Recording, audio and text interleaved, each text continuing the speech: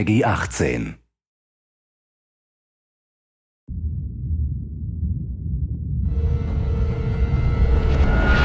Hey everybody, Zachary Levi here in the heart of London's famous West End. Behind me is BAFTA, the British Academy for Film and Television Arts. Why are we here? Excellent question. For starters, Tomb Raider, the series, has garnered a lot of love and accolade from BAFTA over the years. Some of the key players on Crystal's dev team are BAFTA LA members.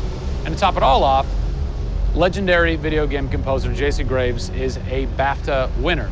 We're going to catch up with him in just a bit, but first, a little trip to Raleigh, North Carolina, where we go behind the scenes at Jason's recording studio. These are the final hours of Tomb Raider.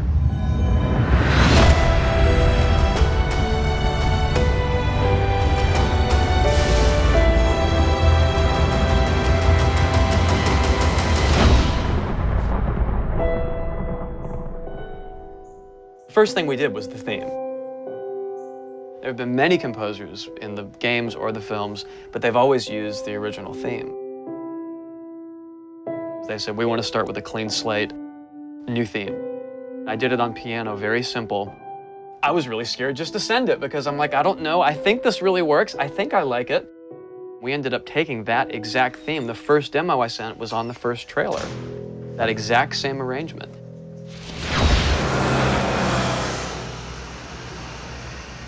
So, Jason, currently you're working on this reimagining of Tomb Raider.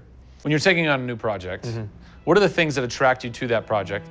The heritage of a particular game, I think, obviously. And don't even get me started on Tomb Raider. I literally almost drove off the road. I was on the phone with the audio director. Like, oh, stoplight! And I had to pull over a little bit to not hit the car behind me. What I loved about Tomb Raider, what really drew me to the project was they had no pre-existing conditions. Because they wanted to get out of what it used to be. They wanted something new. They wanted something fresh. Jason's done hundreds of games by this point. He was an easy choice for us to go with on paper because he has such great experience. I listened through a lot of different material from a lot of different composers. I was really taken by how well he did the intimate stuff. The textures and the real, intimate and vulnerable bits that we needed to highlight in the game were a great match for us. What is square one for you when you start wrapping your head around it going, this is where I feel like this world is going to exist? Main theme, call me old-fashioned. Then it was a matter of finding out what kind of percussion would work. And always going back to the melody and the theme, because that's kind of the heart of the game. The most signature thing that we need to get right is Lara's theme. One of our big goals was that it can be used in any emotional context. What does it sound like? High action.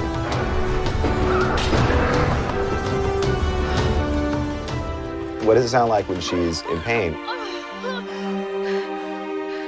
For music, the gameplay and the concept art, especially with the scavengers and kind of the shanty town, corrugated metal, how everything's kind of this amalgam of different stuff that they found on the island. I was like, that's what I want the music to sound like. The bad guys are playing the music now. Alex said something like, it'd be really cool to have something, chains on a metal board or like you're banging a metal fence. 2 weeks later, Jason calls me up and he's like, so this guy who's like the sculptor who lives right around the corner from me, I was talking to him about the idea of creating an instrument. And I'm like, that sounds completely insane. We have to do that. Tackling the score to one of the most iconic franchises in the world brought a unique challenge. How best to capture the emotional timbre of the characters and island in music?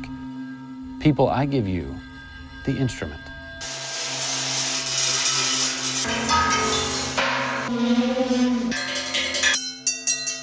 The instrument.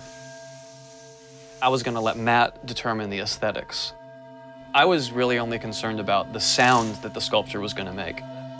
Matt built this, which looks pretty much exactly like Laura's original homemade bow in the game.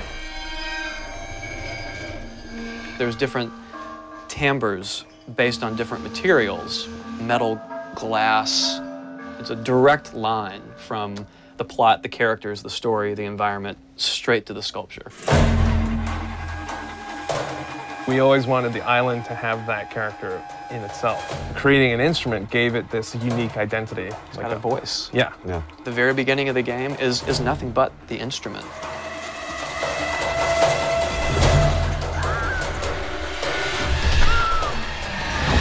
Who do you look at in video games or in film that you go, what they've done has shaped who I am and what I do for a living? They're all dead, unfortunately. What? Yeah, I know. It's classical composers. All classical? Yeah, I'm kind of going directly back to the source. Yeah. Prokofiev's, Tchaikovsky. Even for some of the scary stuff, you've got Penderecki, who's a Polish composer. Actually, he's still alive. It kind of goes back to ballets or opera, which is kind of the precursor to film and video games. You know, they were telling a story. Yeah. And that's what I love about that music. It tells a story. Even if you don't know the plot, you can listen to it. And film music's the same way. It's tough with games to do things that are subtle. You want to make Lara relatable, make her realistic. Got another one. She went down over there. Tell her story from the beginning and show how she became the superhero she becomes.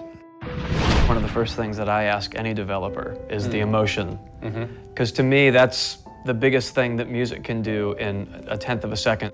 The music just, it nails the emotion. Wow, that was amazing, huh? I personally don't think I've ever sounded so good in an interview before, although Jason, Jack, and Alex are audio savants, so that would make perfect sense. I cannot wait to jump into this game, not just for the amazing action, but the emotion and mood and tone that they're going to set with their incredible skill. Tune in next time for a special secret announcement that is going to change the way you play Tomb Raider forever. See you soon.